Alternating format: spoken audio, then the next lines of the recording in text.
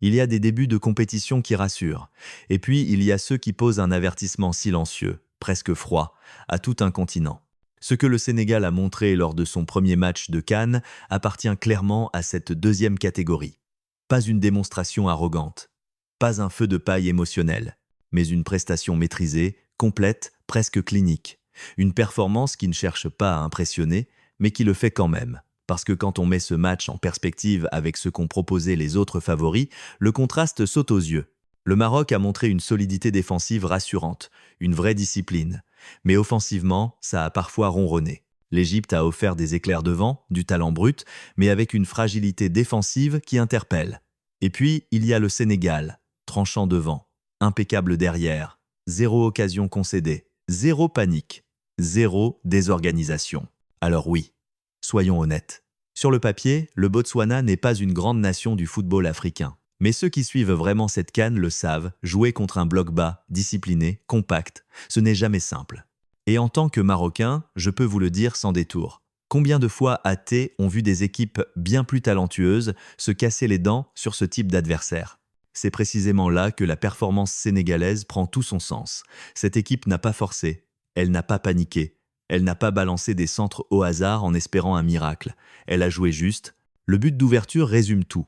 Une action construite, intelligente, avec un jeu à trois d'une propreté remarquable entre Sadio Mané, Ismaël Jacobs et Nicolas Jackson à la finition. Ce n'est pas un but venu de nulle part. C'est un but travaillé, répété, logique. Et c'est là que beaucoup se trompent en regardant uniquement le score. Parce que ce 3-0 est presque flatteur pour le Botswana. Le Sénégal aurait pu, et peut, être dû faire bien plus mal. Dès le début du match, il y a cette situation sur Mané. Contact évident, défenseur qui ne joue pas le ballon, pour beaucoup, pénalty manifeste. Plus tard, à 2-0, Jackson s'entête à vouloir marquer là où une passe supplémentaire aurait offert une note bien plus salée. Ce n'est pas un reproche.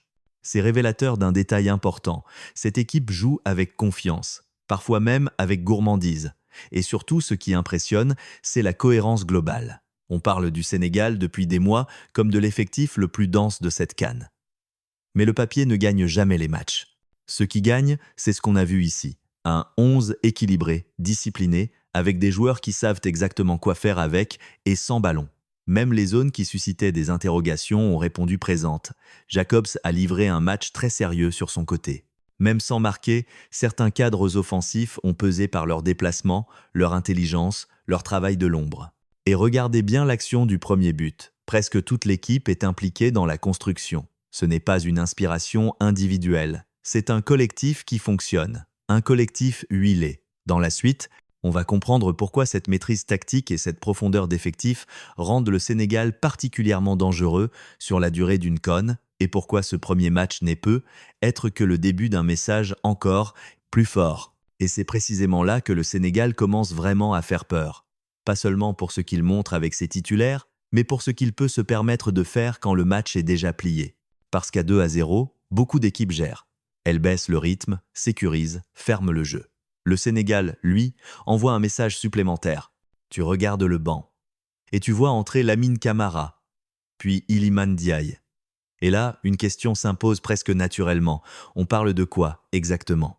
On parle de joueurs qui ne sont même pas titulaires, mais qui pourraient démarrer sans discussion dans la majorité des sélections de cette CAN. Et c'est ça, aujourd'hui, la vraie force du Sénégal. Ce n'est pas seulement un très bon 11, c'est une profondeur d'effectif qui permet d'accélérer quand les autres cherchent à respirer. Le troisième but est d'ailleurs totalement révélateur. Il vient du banc. Une action propre, lucide, maîtrisée.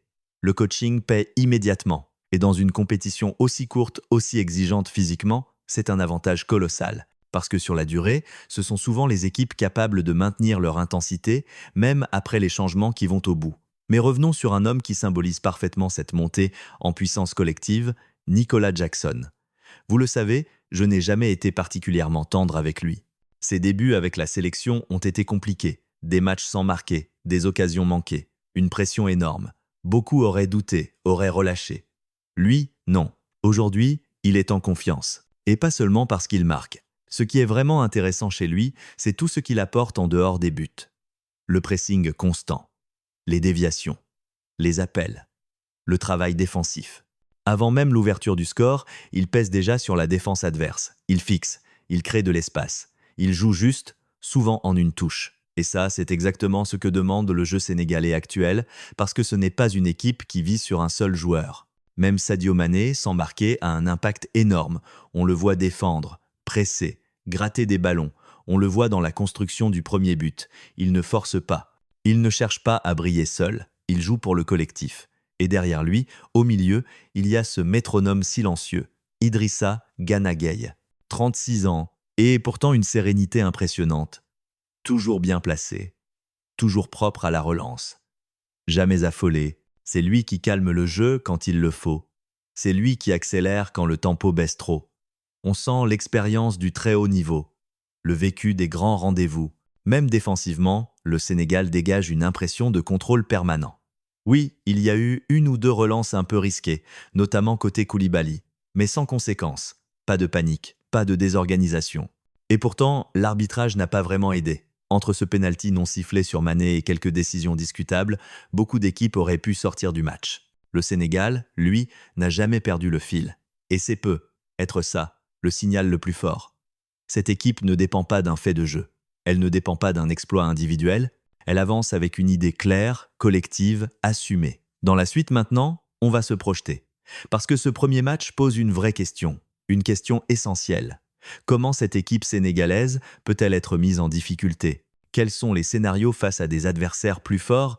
Et surtout, quels signaux vont nous dire très vite si le Sénégal est encore dans un grand jour ou s'il commence à douter? C'est exactement ce qu'on va analyser juste après. Alors maintenant, la vraie question se pose. Comment on lit vraiment cette équipe du Sénégal? Pas avec l'émotion du score, pas avec le statut de favori, mais avec une lecture froide, presque chirurgicale, comme sur un plateau d'analyse. La première chose à faire, c'est casser une idée reçue très répandue. Beaucoup pensent que le Sénégal gagne parce qu'il a de gros joueurs. C'est vrai, mais ce n'est pas suffisant. La vraie différence, elle est ailleurs. Elle est dans les mécanismes, dans la façon dont cette équipe sait exactement quoi faire face à chaque problème posé. Face à un bloc bas, le Sénégal n'a jamais cherché à étirer le jeu inutilement. Pas de centre forcé, pas de ballon balancé dans la surface en espérant un deuxième ballon. Au contraire, appui, remise, déplacement coordonné, combinaison en une touche. C'est un peu comme une équipe qui comprend que la porte est verrouillée et qui décide d'entrer par la serrure, pas à coup d'épaule, avec patience et précision. Le pressing est l'autre clé majeure. Dès la perte du ballon, 3, parfois 4 joueurs déclenchent immédiatement. Pas pour récupérer à tout prix, mais pour empêcher la transition adverse. Pour couper les angles, pour forcer l'adversaire à jouer long ou à rendre le ballon. Résultat, le Botswana n'a jamais pu respirer. Et ce pressing n'est pas suicidaire. Il est structuré, déclenché au bon moment, avec des couvertures derrière. C'est du pressing intelligent, pas émotionnel. Maintenant, parlons des erreurs fréquentes qu'on entend déjà après ce match. Première erreur, le Sénégal n'a pas été testé. C'est faux. Une grande équipe ne choisit pas ses tests. Elle fait ce qu'elle doit faire contre l'adversaire qu'elle a en face. Et le Sénégal a fait exactement ce qu'on attend d'un favori. Tuer le match sans trembler. Deuxième erreur, c'est surtout l'attaque qui impressionne. Encore faux. La base de tout, c'est l'équilibre. Quand tu ne concèdes aucune occasion, tu construis une compétition.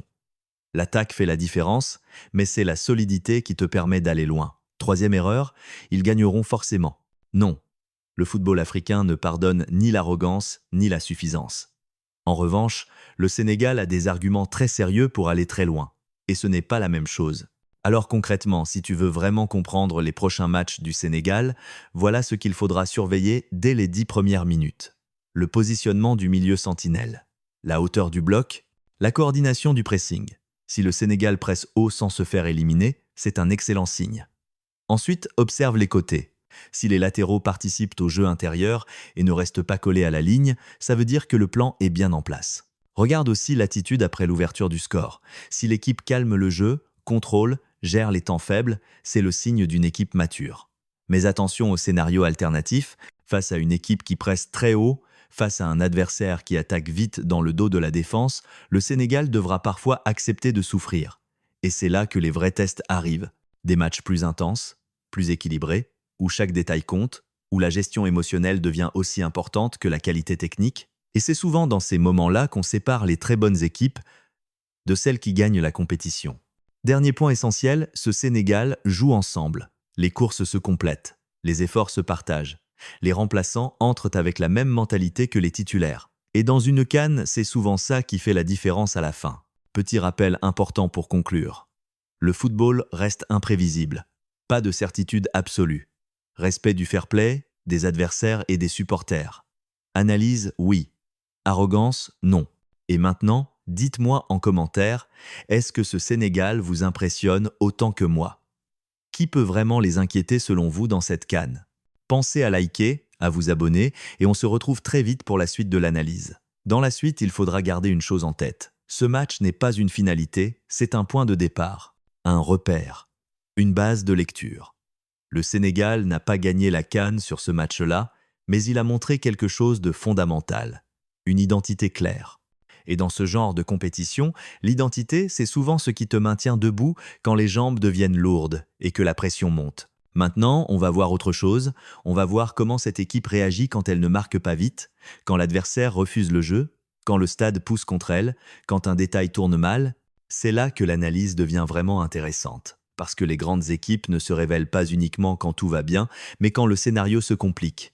Alors passons à la suite logique, les confrontations à venir, les oppositions de style, les matchs pièges, les matchs tests, ceux où la maîtrise devra se transformer en caractère, ceux où la profondeur d'effectif devra faire la différence, ceux où chaque décision, chaque remplacement, chaque temps faible comptera double. Restez bien attentifs.